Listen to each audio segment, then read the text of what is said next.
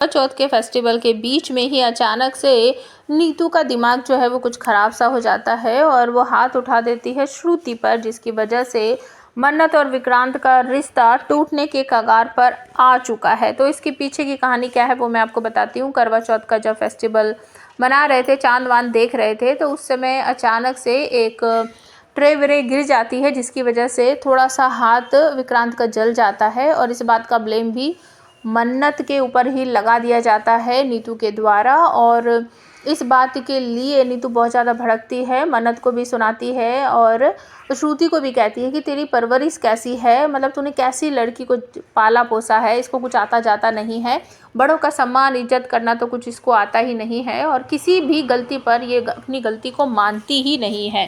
श्रुति भी यहाँ पर भड़क पड़ती है कि आप पहले पूरी बात देखते नहीं हो, समझते नहीं हो, बस किसी भी नतीजे पर तुरंत ही पहुँच जाते हो। अगर विक्रांत के हाथ में ज़रा सा लग गया कुछ तो इसमें मन्नत की क्या गलती है, मन्नत ने क्या किया है। तो वहाँ पर थोड़ी सी तू मैं होती है, तभी खींच कर एक थप्पड़ मार देती है नीतू श्रुति को और श्रुति को भी बहुत बुरा लगता है। गगन, सभी लोग वहीं पर खड़े हुए होते हैं, सभी लोग रोकने की कोशिश कर रहे हैं कि भाभी प्लीज़ ऐसा मत करो, बात को समझो, सुनो। अब ये घर जो है सलूजास का है, तो इस वजह से कोई भी बात नहीं सुन रही है नीतू। गगन बोल रहा हो या फिर मन्नत श्रुति को भी बोल रहे हो, नहीं सुन रही है। तो मन्नत भी इस बात पर बहुत ज़्यादा भड़क पड़ती है कि आप ऐसा कैसे कर सकते हो, मेरी माँ को थप्पड़ कैसे मार सकते हो, उनकी बेइज्जती कैसे कर सकते हो।